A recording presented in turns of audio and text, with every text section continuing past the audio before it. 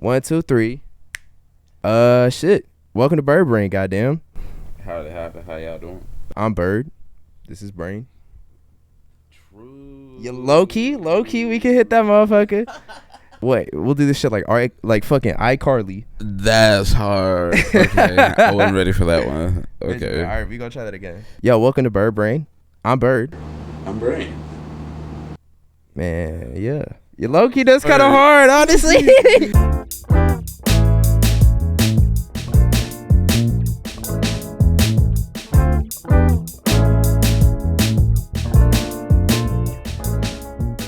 Man, we here, bro. Shit, we're just trying something out, trying some recording. My hat ain't had it right now. My headphones just fell off my head at the first fucking the first moment of excitement. Everything just fell apart. Yeah, but I'm sure we both look a little crazy at the moment. It really be like that. I just got basic questions, Cardynal, because you kind of just popped up. First of all, where are you from, cuz? I'm born and raised in Athens, man. I met you post-pandemic. And as far as I'm concerned, it's particular the Beak video in particular. Yeah. So in my mind, that's when you started doing music. At least in my brain. That's when I debuted. Yeah, but how long have you actually been doing music? Bro, honestly, on a tangent, I feel that shit heavily. There's so many rappers that I'm like, the first song that I heard by them, that's where they started. Yeah. That was the beginning of their career. That's when I found out about them. Yeah. As far as I'm concerned, Chance started on fucking acid rap. Yeah, that was his first album, as far as I'm concerned. Exactly. So, but nah, I've been playing. I've been playing music like since a youngin'. So I've been playing like guitar and drums since I was like 4 or 5. I remember when I was a little kid, I'd be playing on the guitar. I'd hear my dad play something, and I'd be like, man, I want to figure out how to play that. And I would sit the guitar in my lap and just kind of like, I'd just pluck this shit. I'd like just straight thumbage. And then I picked up piano in like the 3rd grade, cause probably like between 2nd and 3rd grade. I did a church summer camp. It was called like Back to the Basics at Cornerstone. Shout out Cornerstone. Okay. Yeah, when I was in I was probably 2nd grade, in the summer after 2nd grade. And I took like a couple lessons on like, cause it was all about like putting a show together, and like we were putting together like a whole, like not a Broadway show, but like a drama show, like a theater show. Okay. We're putting on a play. Like a musical, so we had to learn music shit on top of that, and so I ended up learning the basics of like guitar and bass and piano in that. And my cousin also went there, and I got to see him really flex his skills at piano, because that man is crazy at piano. He's always been crazy at piano. Didn't read sheet music at all. Learned his shit off of like the synthesizer shits off of YouTube, just like the little piano scrolling screen shit. That's how he learned everything. Whoa. He was crazy too, because he would learn like super complicated songs, but it was always just like, that was his way of learning. Where? So like, I saw that shit and I was like, I want to do that. So I had an upright piano and a keyboard at my house, and I made it everybody's problem. So I was just playing and trying to learn shit. I was lucky that I was decently good at it from the start. Like, I could carry a tune. I could figure out where I was trying to be on the keyboard. I think I have relative pitch. It's gone back and forth. Some people tell me I got perfect pitch. Some people tell me I got, fucking the other one. Struggling. Yeah. I literally just said it, relative pitch. But it's some. I can hear a tune and kind of figure out where it needs to be. When does singing become a thing? So I wrote my first song in 1st grade. I wrote it on a whiteboard in my bedroom. Yeah. It was a song about crying. Yeah. I was singing all them high notes. Justin Bieber just came out. Oh my God. So I was like, that makes sense. yeah, man. Okay. I was trying to be Justin Bieber. I was, singing my thing. I was like, I figure, I go out of my living room and start showing my musical talent. Maybe I'll get picked up in a tour bus and live with Diddy Right now, he's having 48 hours with Diddy, him and his boy. I wasn't ready for that one. It was 100% like an attention thing for sure. I started doing Camp Amped when I was in 6th grade, which for the people that don't live in Athens, Camp Amped is a summer camp where 30 kids are put in one building at the spot called Nucci Space, which is super dope. Basically, we form like 10 bands, so it'll be like basically every kid's in 2 bands. There's 10 bands total, so it's like 4 or 5 kids a band, and you all just put together like a whole gig. Like that's the whole. You take 2 weeks, learn a couple songs or write a couple songs. We all would just literally put together a bill in like real time. So they stole the plot of Camp Rock. Yes. And made it into a thing. Absolutely. But we had local artists, so it wasn't like superstars, but it was some folks that were like honestly way higher up than I thought when I first went into it. Like Dan Nettles of Kenosha Kid was one of my instructors. Seth Hendershot of Hendershots, he was one of my first instructors there. Yeah, that was kind of wild to find out in real time. Yeah, Hendershots. Got my foot on the neck of my stomping grounds. Have the rappers in my town of fucking clowns. I can't deny it. That shit's crazy as fuck, bro. I'm still kind of shook that he even got us to do that. Yeah. Because I'm like, man, I was not trying to play drums that night. He's like, we gonna put the clip up somewhere. That was wild. Yeah, that shit was crazy. Shout out Seth Hendershot though. Cool dude. But I did that shit for like 7 years. And in that time, I saw a lot of bands get formed. I saw a lot of people play live. I saw my first couple of like local shows through that, and also started forming like bands outside of that, just all inspired by that. And so that really sparked the fire that has since engulfed my life, which is wanting to be like a notable songwriter. Oh, that's fair. Yeah. So when do you start rapping? So I started rapping when I was probably 13. It was definitely on some corny shit when I started. It was definitely on some corny shit when I started because my reference for rap was not the best. It was very much by the numbers. So I grew up listening to like Eminem and like Drake. Yeah. And like fucking Soulja Boy. And like the very outer end, like vague amounts of 2 Chainz, like just a little bit of rap, and then Logic and Joyner Lucas. Good old and then Logic. 21 Pilots.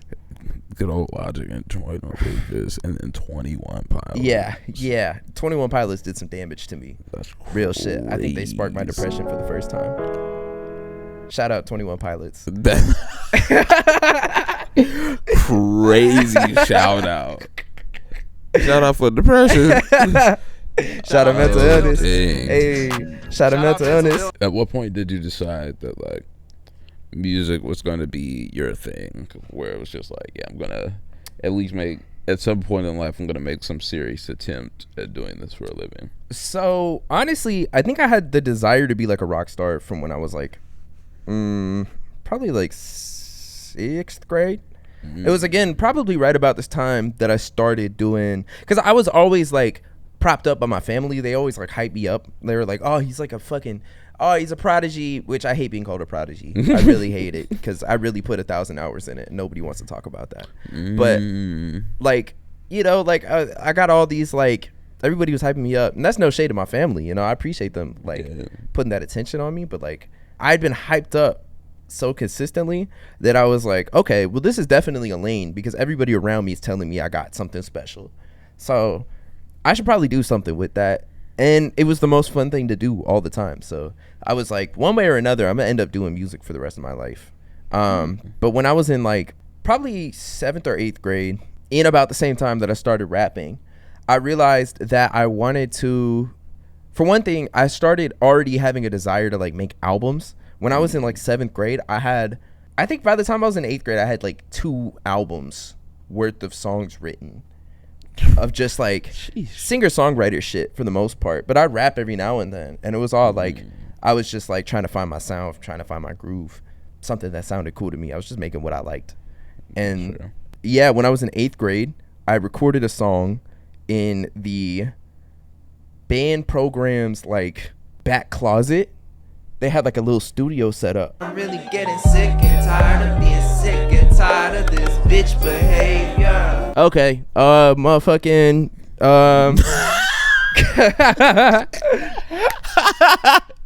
whatever the fuck.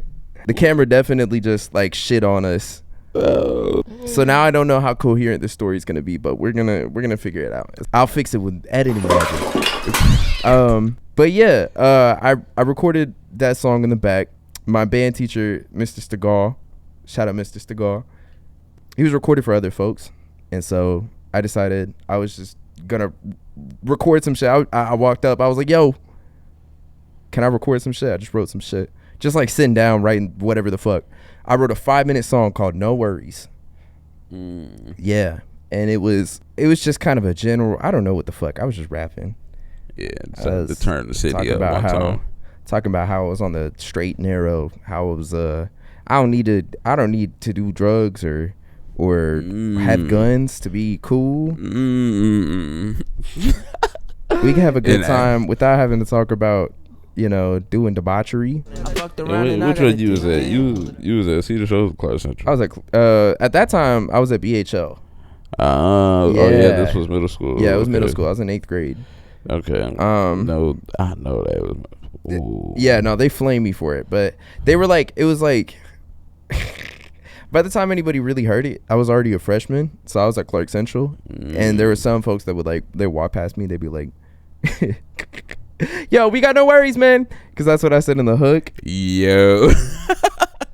Yeah, bro, and I just had to, I didn't even realize I was being made fun of until like years later.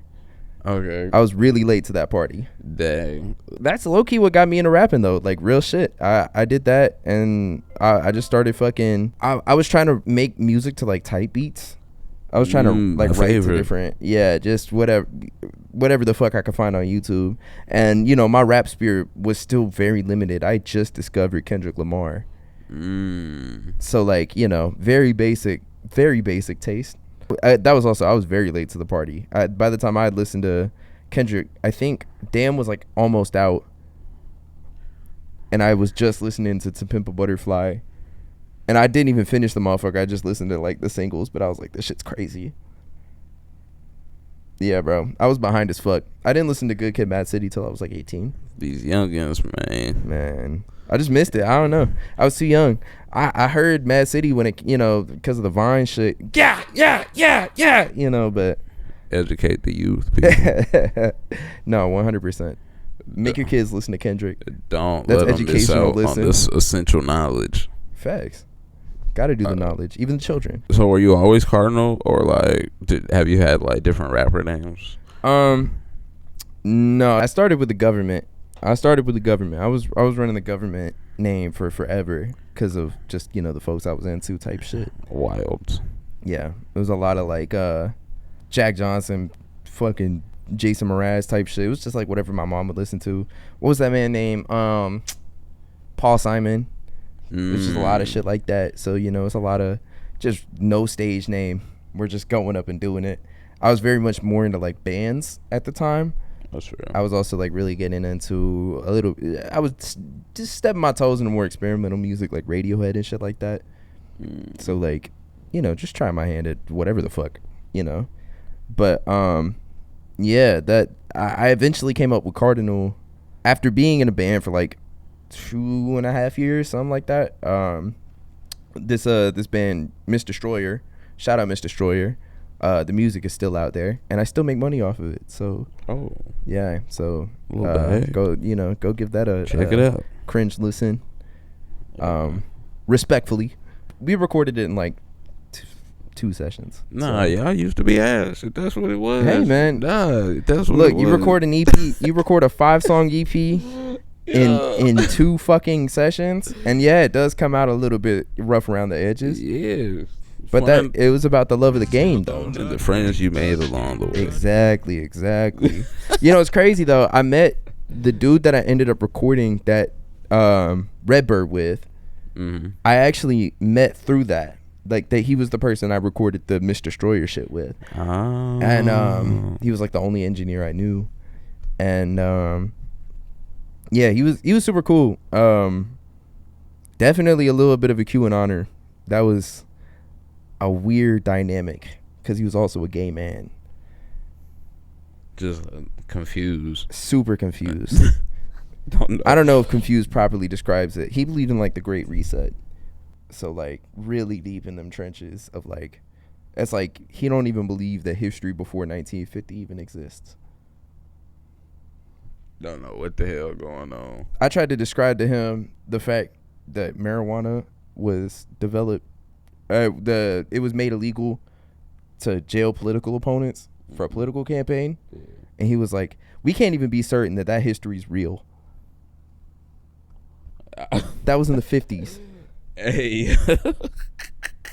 What the fuck are you talking about? Hey, you recorded whole projects with He was the only man I knew. We recorded that whole EP together. I intended on writing a whole other album called The Cardinal Flies, and it was supposed to be this bird's eye view sort of like multi-perspective type shit. And that shit, it just fizzled out because I just lost all the motivation to do that motherfucker. But I started going through beats on Google Drive, and from like the beats that I made on my mom's computer over the course of high school. I was probably 18 at the time. Just got my own bread because I was working my first job type shit. And yeah, I heard Villain, and I was like, damn, bro, I should definitely record this. I had not. That was the first one that I wrote, in my opinion, as Cardynal. Okay. I ended up taking the name because I changed my Instagram handle to Cardinal Flies in the announcement of the other project, but it wasn't really like materialized yet. So I was like, I'm gonna change the name and then work towards it and drop it like as it happens. That makes sense. Yeah, it didn't work out, but it, but it ended up paving the way for the Cardinal you now know and love. Cause I heard the beat for Villain, and I was like, this is crazy. And then I went through and dug through all my old beats from when I was like 15, 16, found Redbird in its entirety. I was like, these beats are crazy. Why did I never do anything with this? Because I had a horrible setup. I had like a $15 microphone. Ooh. It didn't sound good. It'd be like that. So I hadn't recorded a lot of it, but I decided, man, fuck it. I now know an engineer. I'm going to just go do that. And over the course of the time that I spent recording with this man, I found out that he was low-key a QAnoner. Just don't believe in nothing. Yeah, man. So what was your first show as Cardinal? Ooh. So I did a bunch of open mics before I did a show. So the first time that I ever hopped on the stage as Cardinal, I went to Rabbit Hole because my dad found out about Rabbit Hole, and he was like, hey, they got an open mic, you should go check it out. That makes sense. So we lived like all the way across town from where it's crazy, the Rabbit Hole, like literally on the other side of town. I don't know how we found out about it, but we ended up checking it out. We were like, oh, it's pretty cool. A lot of hippy dippy folks. Yeah. I went up and performed Villain, and folks fucked with it. That's actually where I met Cassie. Shout out Cassie Chantel. Shout out to OG. I met a lot of the folks that I am still acquainted with from Rabbit Hole in those first like couple of times that I went, and eventually they were like, yo, we got this festival coming up. We led to see you be a part of it. It was Carnival. Yeah, and then before that though, I think I also got invited by a friend of mine that was also my coworker to go play at a party. Yeah, man, just like a little house party show. I bought a can of butter from her too. She was really cool. Oh. Yeah, man. I met Mac Two-Tone and Circo through that. God damn it, it just did it again. It's all good. I'm gonna just keep this motherfucker rolling. All right. Red lights on. Red lights on. Ah! All right. Yeah, we ended up just being like, yeah, we should do some. We should make some music. Some locked in. And then I think past that, yeah, I got invited to a Pride event at Paloma Park. That was like the first like big show that I did. Like the first like show that I was a part of. Yeah. I played at Paloma Park for like 150 people. That shit was crazy. I'm not gonna lie to you. It was me, Mac Two-Tone. I think I still had the photo up on my Instagram. But it's me, Mac Two-Tone, Cassie. So, how'd you learn how to perform? Were there like artists you were studying, or was it kind of just like a trial and error type of thing? Or So I got a lot of performance training through both the Cornerstone thing. That taught me a little bit about stage presence and just like, oh, Shawty home. Hello. We're recording a podcast. something like that? That's the Shawty. Shout out to Shawty. It's been 30 minutes of you yapping. That's crazy. I don't even want a turn. If that's how long it's gonna take. I'm on my Nard War right now. Yeah. We're getting all the exclusives. I'm demysterious. So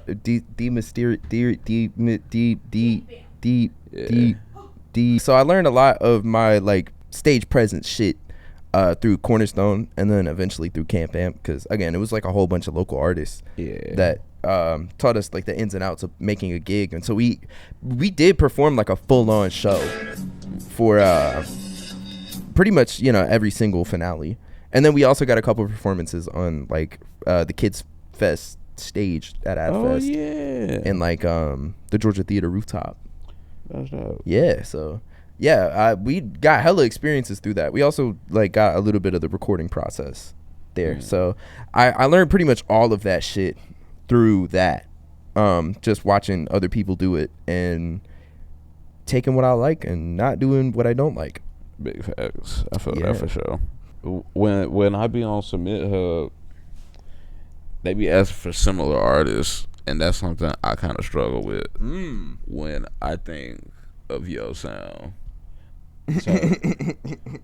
So who would you consider like some similar artists to your sound? That was a really nice way of calling me a weird nigga. Yeah, you a weird nigga. Similar artists. I could really only speak on what I'm inspired by. Yeah. So if it wasn't abundantly clear, I'm a really big fan of Kendrick Lamar. Yeah. His music has definitely really impacted the way that I view making an album, making a project. Fair.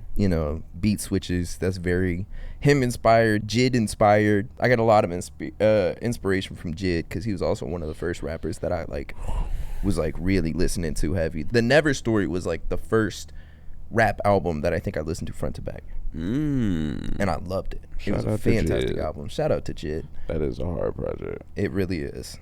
Still one of the best rap albums of the 2010s, in my opinion.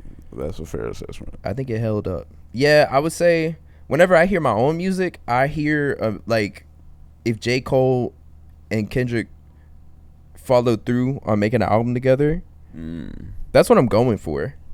That's what I feel like it's like if they did the fusion dance and then had Tyler the Creator produce it. That's fair. That's kind of what it is, yeah. That's hard. But I try to make it so that nobody sounds like me. That's fair. That's my whole goal. I want to be wholly unique. Do you have any inspirations as far as like producing in particular? Ooh, Pharrell. Pharrell and Tyler pretty much completely shaped my idea of production. That's fair. Yeah. I mean, thinking outside of that, like the producer for like Radiohead, also just Niall, insert Blake last name. I can't remember his last name. I don't know these niggas. Yeah, but also wicked talented in the art of just making shit. Also vaguely Rick Rubin, because I'm inspired by a lot of Rick Rubin's work, as most people are, because he just has a lot of work. Hands and all types of shit. Facts. But yeah, I think I've been more so, I would even say, as far as production goes, Mixed by Ali and like Soundwave. That's fair. Yeah, Soundwave has definitely shaped a lot. Even if I didn't know it, I feel like a lot of, Soundwave shaped a lot of my music taste. Also, totally forgot, I'm editing this right now. totally forgot to mention Monte Booker and Saba.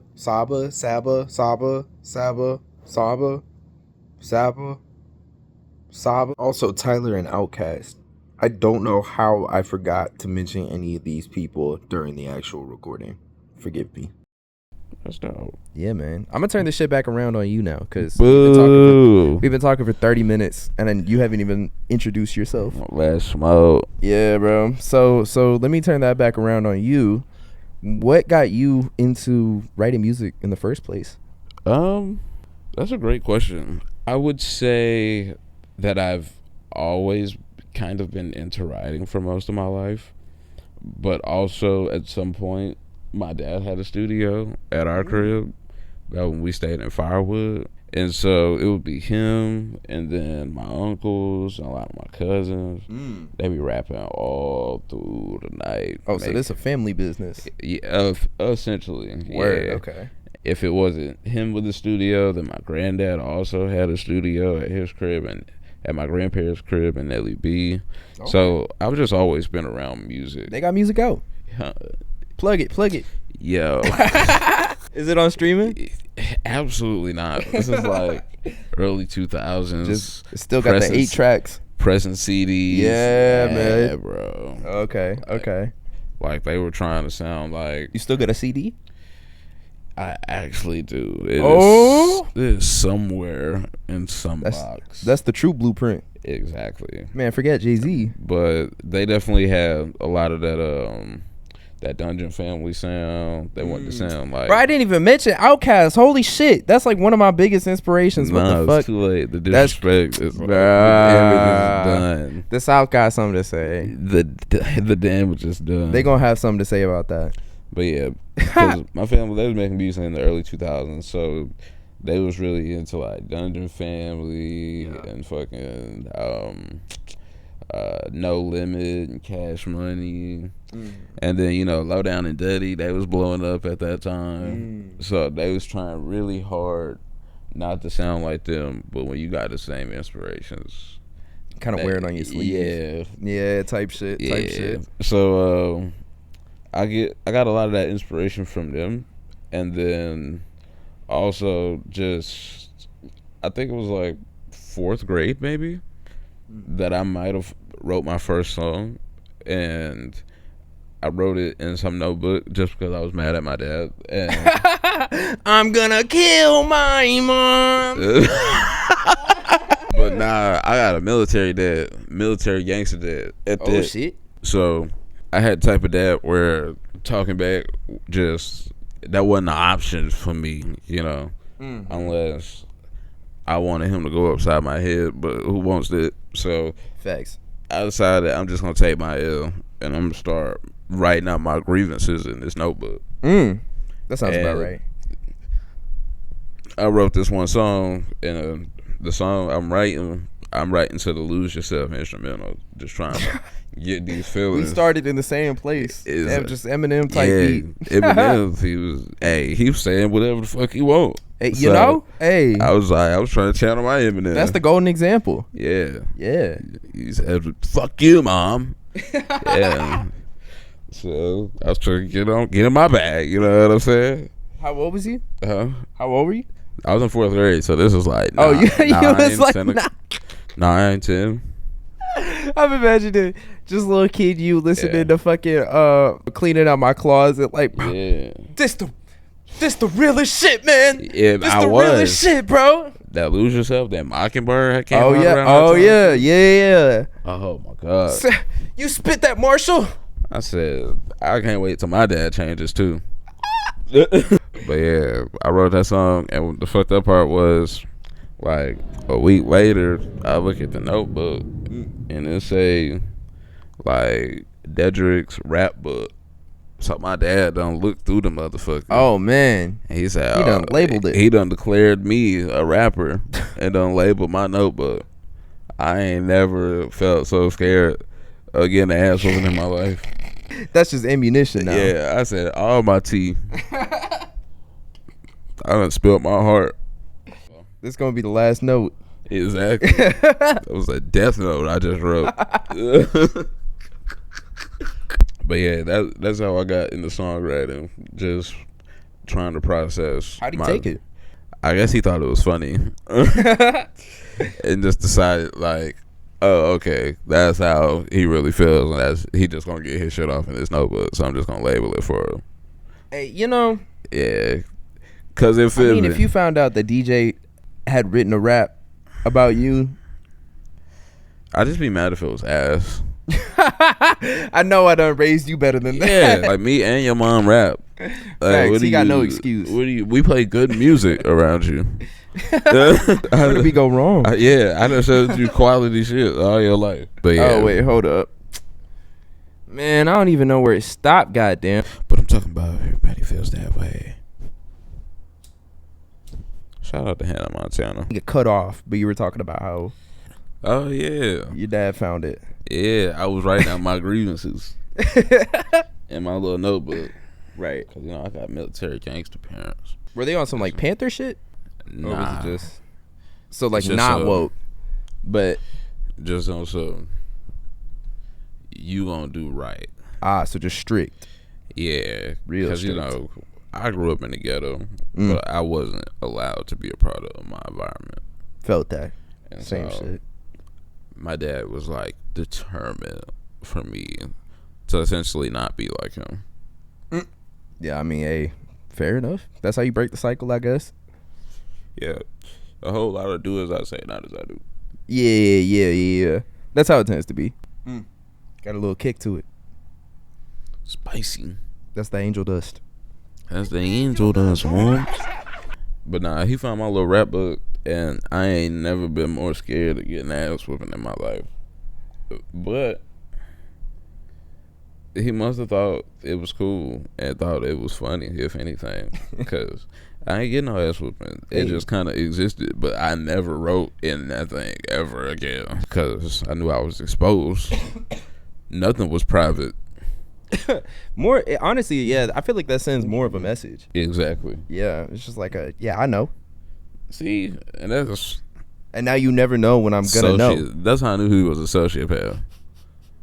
So it started there, and then later on, I was still writing on and off throughout school. But then, at one point, I moved out of my dad's crib, and then I moved in with my aunt and uncle out in Gwinnett, and I had this one writing class where we had an assignment where we had to write a song. Oh yeah, what you end up writing about? Crazy part is, don't laugh at me, I will. but they wanted us to do something that like we wouldn't normally do. So I wrote a rock song about woman empowerment. And so I did some like totally left field shit just to challenge myself.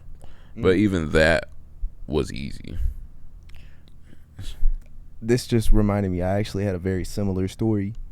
That's crazy. Yeah, bro. When I was I think I was also in 8th grade, just started rapping. There was it's actually really fucking crazy. Topically, this is very full circle because now this is like a really relevant thing. But they asked us to write about the Israel-Palestine situation. And it was either like a poem or a rap or whatever the fuck. And I said, a rap? A rap? I can't write poems. I'm not good at writing poems. That's right. So I just ended up writing a song about Israel-Palestine. And folks were fucking with it. I was kind of on some lyrical miracle shit. That's right. But I was saying free Palestine since I was 14, just so you know. Anyways, continue. So, we had the assignment, and that was pretty easy for me for some odd reason. But I was always into creative writing. So whether it was essays or poems or even the writing song thing, like if we doing that, like if we doing any type of rhetorical analysis, then I'm a lock in. I feel that. Were you a big like writer kid? Like, yeah. Like when it came to like school and shit? Yeah. Yeah. Yeah, like if we got a persuasive essay, like I know that's an A for me. Hell yeah. Hell yeah. And like by the time I got to high school, I was writing pretty regularly. I was writing poems, and then I was writing raps, because in 9th grade, can I say that, Asher? Shout out the alien ashtray. I just kind of let it moon the camera earlier. And y'all just gonna have to live with that. And I was also really into like public speaking. Surprisingly. Oh yeah. Honestly, Yeah. I can totally see that. You're very Yeah. comfortable talking to a lot of people at once. Yeah. And what's funny is I get like really, really anxious. But then as soon as I touch a microphone, for some reason, it just melts. You just right where you need to be. And I found that out doing another project in 8th grade. Going to school in Gwinnett was really interesting. It was like type of school that you would see on TV. So we had another project where we had to give a speech at the end of the school year. Oh, everybody did? Or were you in like It was like a public speaking class? It was an honors English class. Ah, I see. And so this whole school year, the teacher her name Miss Thompson. Shout out to Miss Thompson. Shout out. And so I'm from Athens. I ain't used to doing this much schoolwork. These niggas, they be in school from like 8 to 5. Oh shit. Yeah. That would Then you cook come me. home and then you have hella homework. And these Pain. And these niggas used to doing that and then playing lacrosse and football. Oh fuck no. Yeah. You ain't got no day left. Exactly. They live like adults. Bro, I'm trying to rot a Sorry, little what I'm bit. saying? Yeah. I come from ghetto shit. They ain't never. We reserve a little bit of time to do nothing. Exactly. So I wasn't used to all this shit. Right. But one of the projects was giving a speech. So they give you the whole semester to prepare for this project. I've been bullshitting. I ain't gonna hold you. All I really got to talk about is this like school year long beef I done had with Miss Hunt and how I done turned it around and managed to pass this class. I'm loosely in my head. My idea is I'm just about to talk about how I'm the GOAT. Hey, let these niggas know. Come back in a year. Pop out and show niggas. But I ain't got no note cards. I ain't done no bullet points. No practice. To the night till I have to go. That would have me fucked up. I think I would fold in that moment. Personally, that's me. I thought so too. I thought I was gonna get up there, probably fart, start crying until I ain't got nothing. But I got up there and I just looked and I just started speaking my mind. Yeah. And I got an A. Hey, the original DK. Yeah. Yeah, I just spoke my mind for a good 5 minutes. And somehow I managed to get an A. And so that's when I really this talking shit. Evidently, you got a talent. This talking shit, Low-key? I'm really kind of nice with it. But after that, I ended up moving back to Athens at some halfway through my freshman year, and then I'm back staying with my dad, and the situation happens where he ends up going to prison. Ooh. And so that just leaves it with me and my stepmom. And so I'm just mad all the time. Understandable. And so, A lot to be mad at. yeah, a lot of niggatry going on around me. And you already a teenager. That's already hell. Everybody telling me I act white, but I'm still going through a lot of regular nigga shit. Right. And so I'm just mad all the time. And so I figured maybe I should start writing this out. Hey. And so I'm working out all the time and I'm writing all the time. And eventually I started sharing the shit. Most of it is raps, but I present it as poems. Cause I got white friends and they don't even like rap music.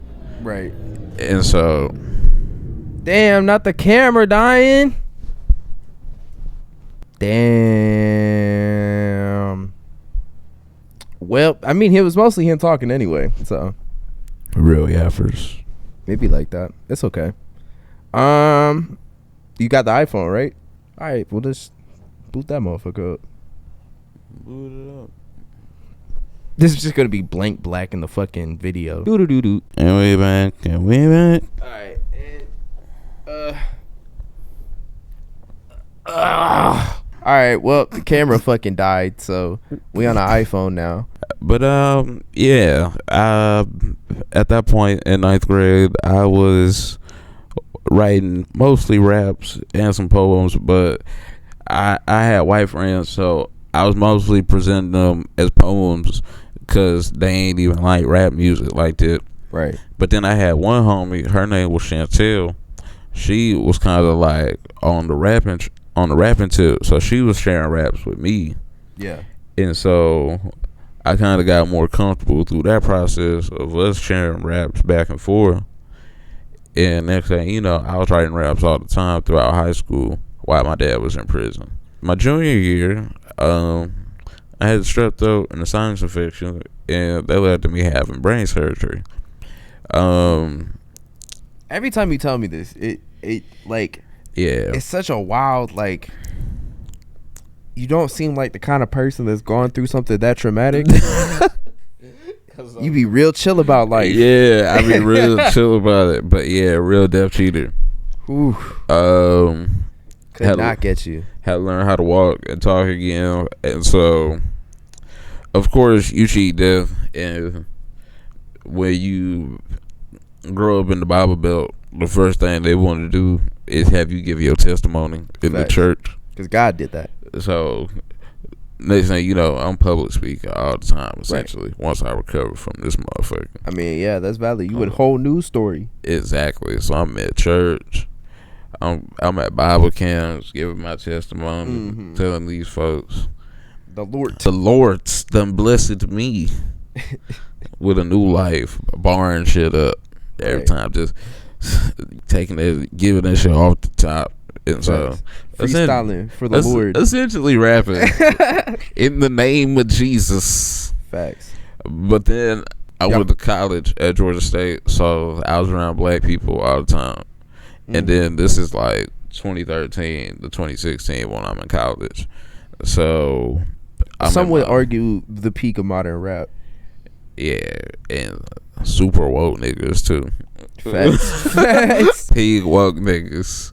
And so I was definitely on my going through my self-discovery at that time.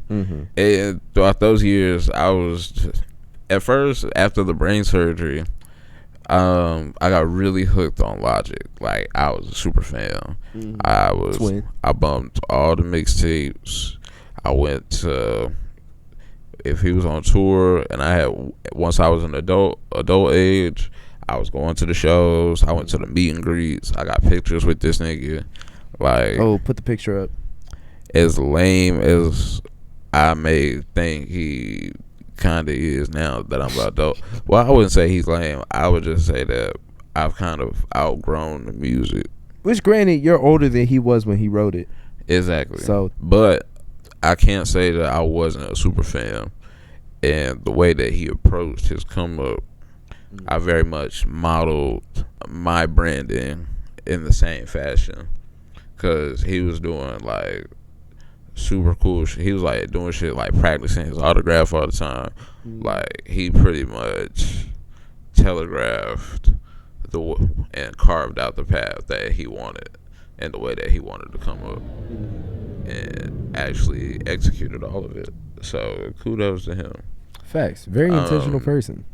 So there was him, and then there was Kendrick Lamar and all the TDE rappers. Did your phone turn off? I mean, I told you that shit might have said, hey. Well. Oh. Time bomb. Everything dead.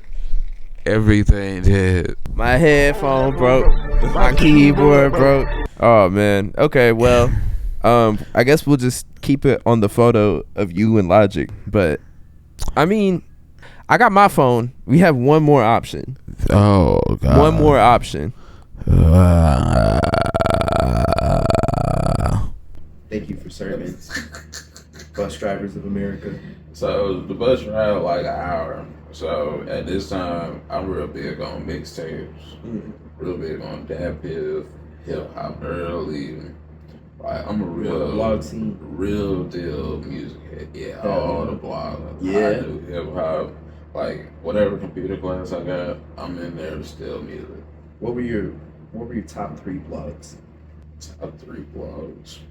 Hip Hop DX. Respectable. hot new hip hop. Understandable. And straight out the den, that became a really cool blog.